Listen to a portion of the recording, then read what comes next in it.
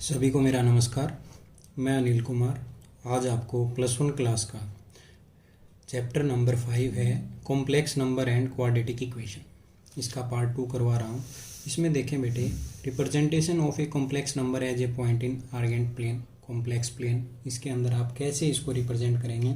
इसको करने से पहले मैं आपको बता रहा हूँ एक कार्टेशियन कोऑर्डिनेट सिस्टम, ये आपने 10th क्लास में आपने किया है। वो क्या है वो देखें आप। इसके अंदर आप क्या करते थे, इसको करने से पहले थोड़ा सा वो बता रहा हूँ, आपको ध्यान आएगा।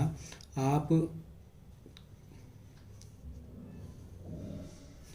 इसको आप एक्स एक्सिस से दिखाते थे, एक्स डैश, इसको वाई डैश, ये आपका ओरिजिन होता था।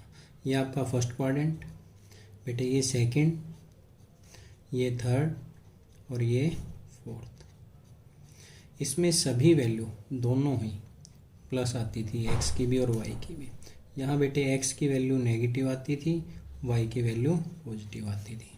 यहाँ पर दोनों नेगेटिव, यहाँ पर एक्स की पॉजिटिव बेटे और वाई की नेगेटिव।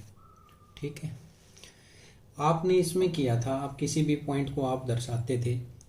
मान लीजिए यहाँ है, यहाँ तक लिया मैंने एक पॉइंट एक्स एक्सिस के ऊपर, मान लिया मैंने ये पॉइंट है आपका 2, यहाँ तक आपकी ये डिस्टेंस है 2, और ये वाई पॉइंट है यहाँ, ये डिस्टेंस है 3। तो ये पॉइंट आता था आपका यहाँ 2 और 3, कुछ भी 2, 3, 5, 3 जो भी आपने लिया, ये पॉइंट आता था। ठीक है, इसको आप नाम दे देते थे। एक आप 2, 3 को ऑर्डर पेयर में दिखाते थे। 2, 3 को आप क्या दिखाते थे, फिर ऑर्डर पेयर में आप इसे दिखाते थे। ऑर्डर पेयर में यानी 2D में आपने दिखाया है इसे।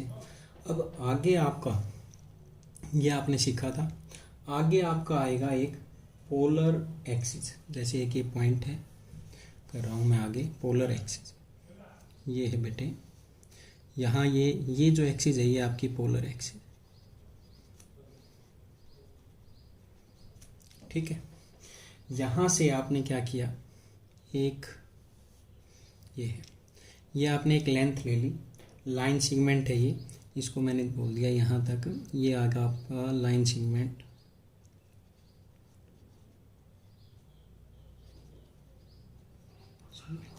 ये आपका एक एंगल हो गया, आपने इस एंगल को थीटा नाम दे दिया। लाइन सेगमेंट थी, इसको आपने आर नाम दे दिया।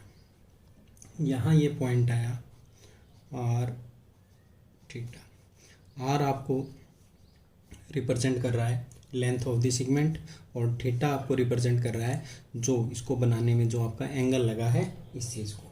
ये हो गया आपका। ठीक है, सिमिलरली आप, ये ज़रूरी नहीं है, जैसे मान लो ये है, ये ले लिया आपने, ये ले लिया, ये आपकी लाइन लेंथ ऑफ सेगमेंट मान लिया, वो आर लिया, ये R1 ले लो, ये थीटा ले लो, थीटा 2 ले लो, थीटा 1 ले लो, ये ले लिया। तो ये रिप्रेजेंटेशन R1 थीटा 1 ये होगी। ठीक है, अब आगे चलते हैं। इसकी आप ये ध्यान रखना, इसकी अपनी एक लेंथ होगी, अपनी लेंथ होगी। ये पोलर सिस्टम में, हाँ, अब आप इसको रिप्रेजेंट कर सकते हैं किससे, पोलर सिस्टम, इसको आर थीटा, इसको आपने दिखाया R1 theta. R1 length of the, ये लेंथ ऑफ द सेगमेंट है, थीटा इनके बीच का एंगल है। ठीक है, अब आओ आगे आप। सिमिलरली अगर आप ये ले लें, अब मैंने यहाँ लिया, ठीक है, ये हो गया, सपोज करो आप R2, ये पूरी यहाँ से लेके यहाँ तक मेरी R2 होगी। इसको जो बनाया एंगल है ये एंगल, वो देखो आपने देखा वो एंटी क्लॉकवाइज, ये मैंने क्लॉकवाइज ले लिया। क्लॉकवाइज ले लिया तो मान लिया ऊपर जो एंगल था वो आप ले सकते हैं कुछ, और ये 3 ऊपर ये थीटा था, तो मैंने यहाँ से लेके यहाँ तक का एंगल पूरा ले रहा हूँ मैं। ये पूरा एंगल लूँगा 360 माइनस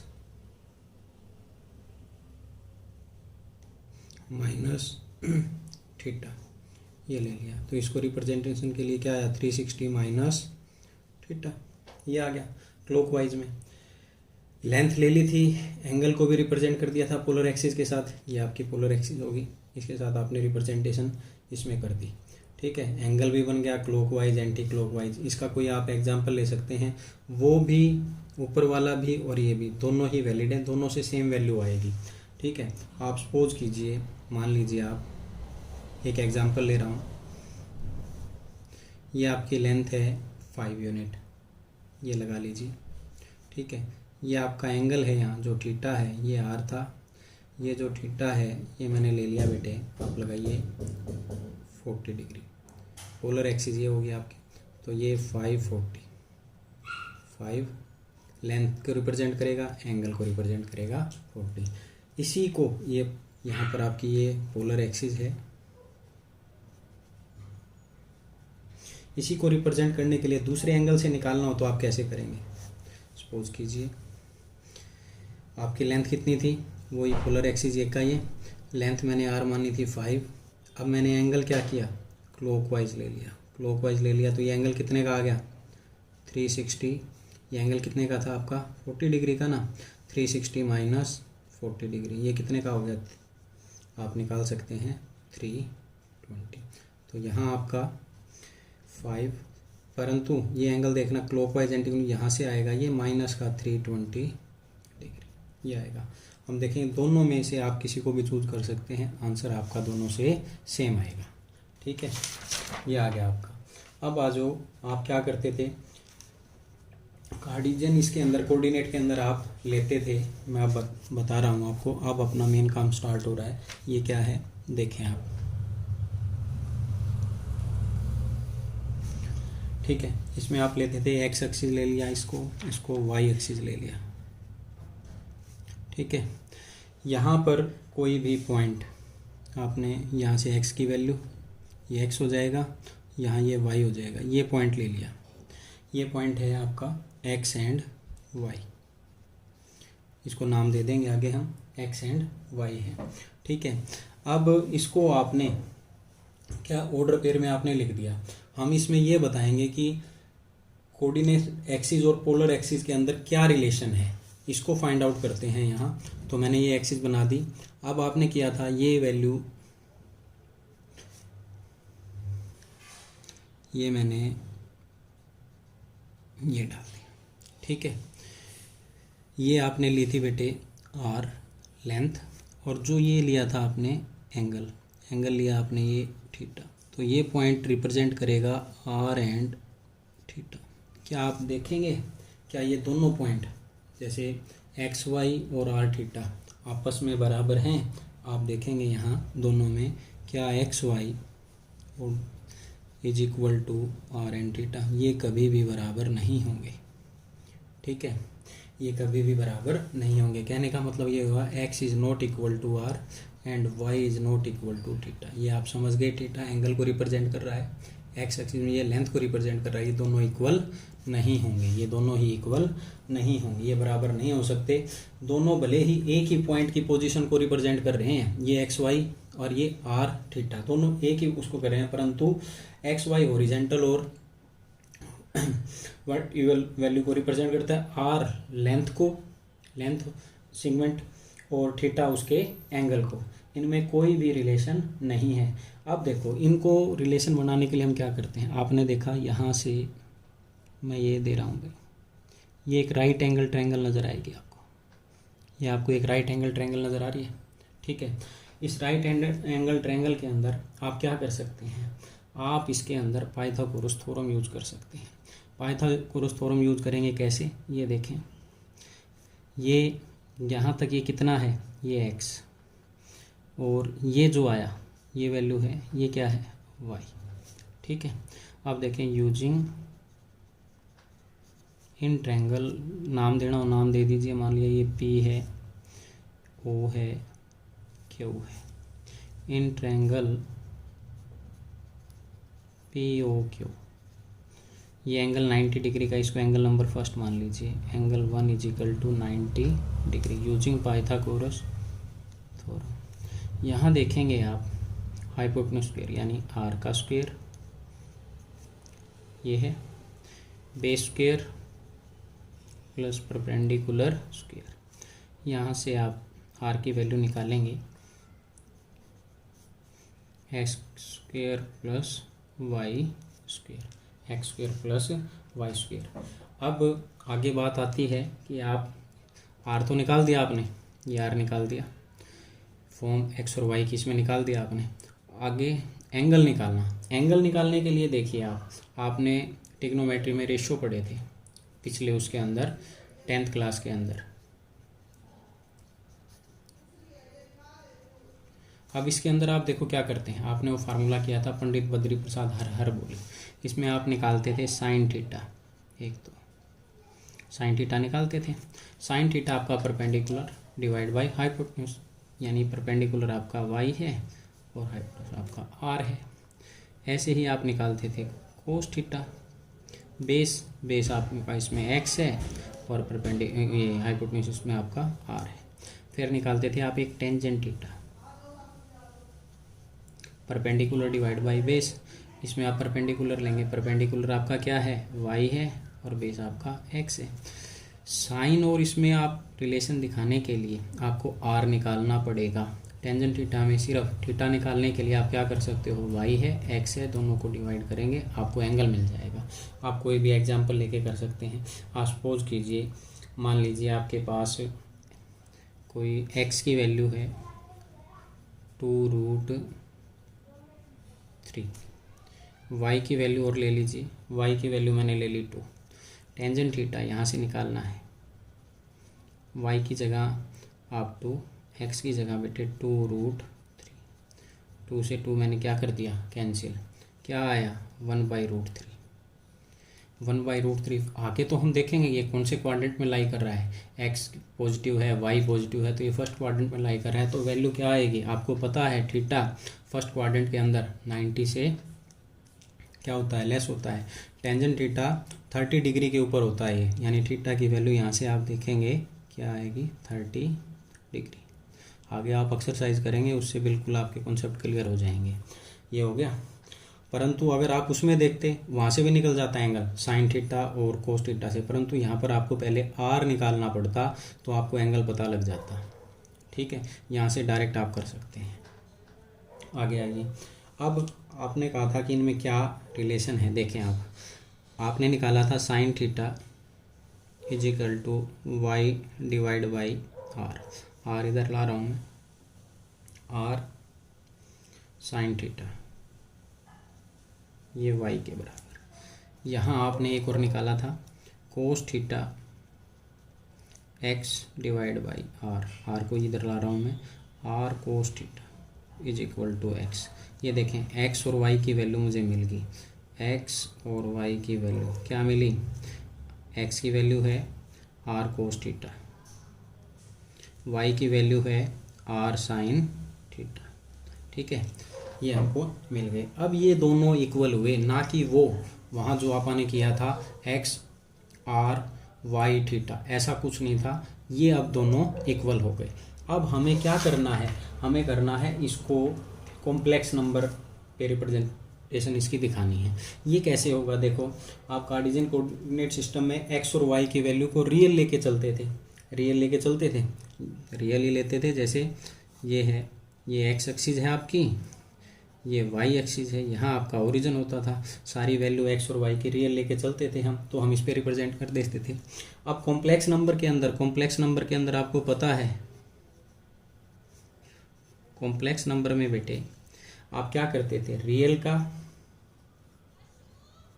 और इमेजिनरी का आप सम करते थे तो आपको कॉम्प्लेक्स नंबर मिलता था। आप इसको ऐसे जेड से रिप्रेजेंटेशन करते थे, जैसे मान लिया 5 + -√4 ये आ जाता था आपका, रूट के अंदर माइनस आ गया, कॉम्प्लेक्स नंबर है। ये आपका आता था 5 + -1 × 4, 5 + -1 को आइटा स्क्वायर लिखते थे × 4, ये आता था 5 + आइटा 2, आ गया ना। अब इसको रिप्रेजेंटेशन करने के लिए हमें इनमें कुछ कोऑर्डिनेट एक्सिस पर इसको रिप्रेजेंटेशन नहीं कर सकते, इसके लिए आपको एक आर्क डायग्राम आपको दर्शाना पड़ेगा। वो कैसे दर्शाया जाएगा वो मैं आपको बता रहा हूँ, वो देखें आप। उसको करने के लिए आप क्या करेंगे, ये देखें आप,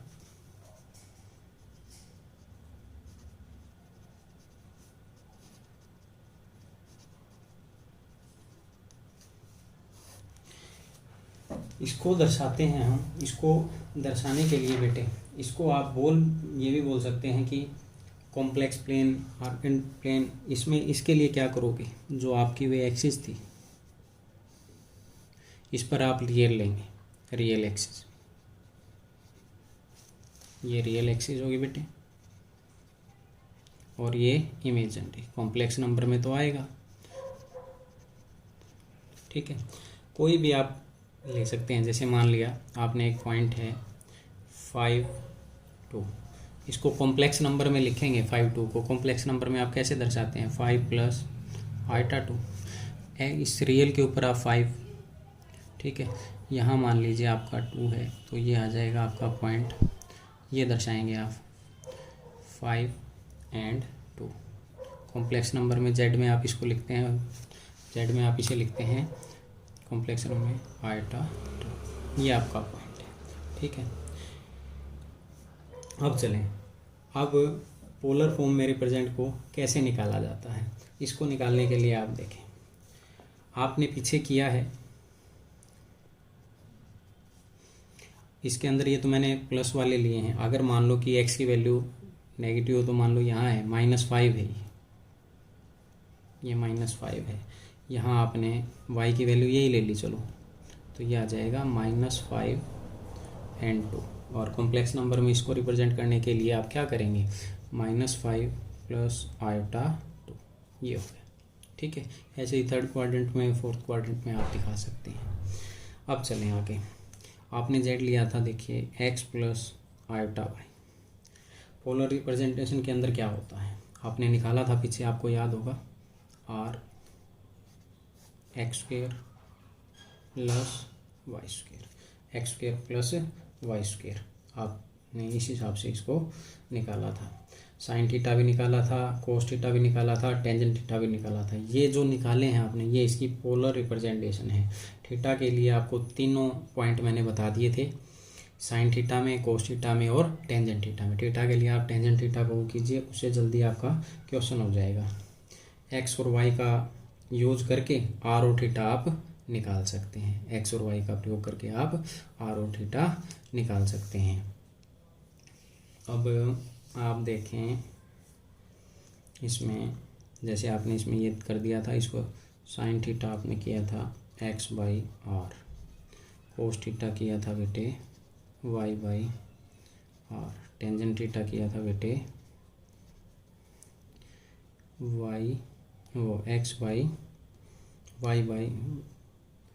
कुछ रिप्रेजेंटेशन y/r था, साइन थीटा, सॉरी y/r, और ये x/r। अब आएगा ये y/x, ये ठीक है। यहाँ हम x और y का प्रयोग करके एंगल निकाल सकते हैं, r यहाँ से निकाल सकते हैं x और y का प्रयोग करके, ठीक है।